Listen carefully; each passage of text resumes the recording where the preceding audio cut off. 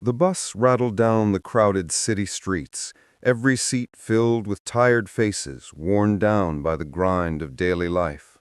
A young mother rocked her baby in her arms, humming a lullaby to soften the jolts of the road. A university student scribbled furiously in a textbook, headphones dangling uselessly around his neck.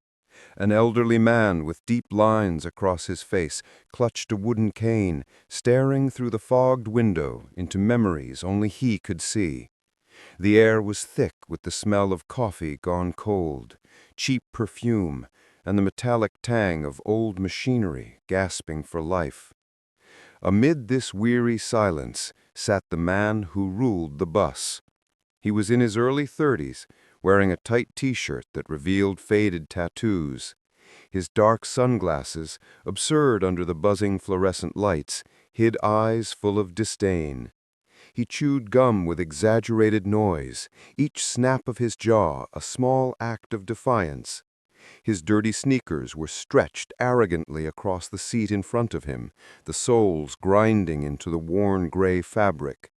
The passengers avoided his gaze, turning their shoulders away as if arrogance itself were contagious. Nobody dared to speak. Then the bus screeched to a stop. The doors opened with a hiss, and a tall figure climbed aboard. Steven Seagal. He wore a simple black jacket that hung loosely on broad shoulders, his hair tied back in a low ponytail. His expression was unreadable, calm like the surface of a lake that hid dangerous currents below.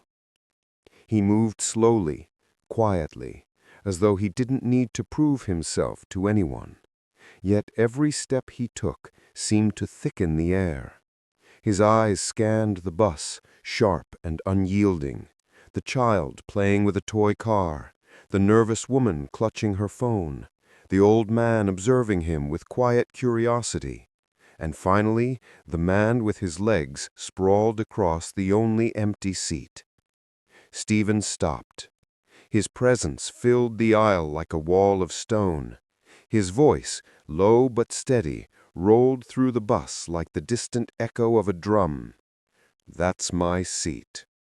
The young man smirked, tilting his head. "What seat? This one's taken, old man." A nervous ripple ran through the bus. A couple of teenagers at the back raised their phones, sensing a scene worth recording. The mother pressed her baby closer. The student set down his pen. The old man gripped his cane tighter. Something was about to happen. Steven didn't blink. His tone remained calm, unshaken. "Move your legs." The man leaned back, pushing his sneakers down harder into the fabric. His voice dripped with mockery, loud enough for everyone to hear. "Or what, Grandpa? You gonna cry because you don't have a place to sit?" The bus grew even quieter. Passengers shrank into their seats, afraid of what was coming. The young man chuckled, convinced he had humiliated a stranger in front of everyone. But Steven was no ordinary stranger, and soon the entire bus would understand. The silence was heavy, unbearable. The arrogant man grinned like a predator who thought he had cornered his prey. He pressed his dirty shoes harder into the seat, proud of his defiance. Steven's gaze, calm but unrelenting, rose slowly to meet his eyes. His words came like a whisper sharpened into steel. "I'll give you one last chance. Move your legs." The man laughed, louder this time, needing the audience. "And if I don't?" In an instant, Steven's hand shot out like lightning. He twisted the man's ankle with surgical precision, and a scream ripped through the bus. The young bully collapsed into the aisle, his body crashing against the floor. Gasps erupted from the passengers. Steven stood tall, a mountain casting its shadow over the fallen man. With a measured weight, his boot pressed down on his chest, pinning him as though he were nothing more than paper. "You thought this seat was yours," he growled, his voice like thunder. You thought humiliating others made you strong. Respect isn't given to bullies, it's taken from them. The man writhed under him, his sunglasses crooked, his arrogance shattered. The passengers watched in awe. Some clutched their phones tighter, recording every second. Others simply sat frozen, breathing in the rare sight of justice. Steven released him. The man scrambled back to his seat, red-faced and broken, sweat glistening across his brow. For a heartbeat, silence reigned. Then a chant began softly, hesitantly. Seagal, Seagal, Seagal. It grew, louder, stronger, until the bus thundered with it. Seagal, Seagal, Seagal. The bully's humiliation was complete. Yet, fueled by rage and shame, he staggered to his feet again, blood trickling from his nose. His voice cracked, but his fury was raw. You think you're some kind of hero? He lunged clumsily, fist swinging. Steven caught it midair with the ease of stopping a leaf in the wind. A twist of the wrist, a cry of pain, and then the man's face slammed into the metal pole with a sickening clang. Blood sprayed. Gasps echoed.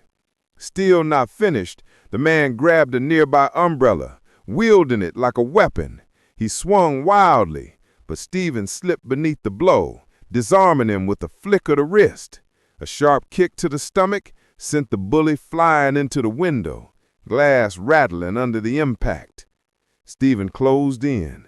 His hand gripped the man's throat, lifting him effortlessly before slamming him against the seats. Arrogance doesn't make you strong, Steven declared, his voice booming over the roar of the engine. It makes you weak, and weakness like yours always breaks. He let go. The man crumpled into a heap on the floor, clutching his ribs, whimpering in defeat. For a moment, the bus was still. Then, applause erupted like thunder. The chant returned, now an anthem. Seagal, Seagal, Seagal.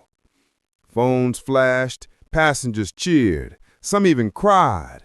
Justice had taken shape before their eyes, not in shouting or chaos, but in the controlled strength of a man who never lost his calm. At the next stop, the doors hissed open. The bully, humiliated and broken, stumbled out into the night, his pride left behind on the floor of the bus. The passengers watched him disappear. Their respect for Steven burned into their memories forever. And as the bus rumbled forward, the lesson lingered in every heart. Respect isn't demanded, it's earned.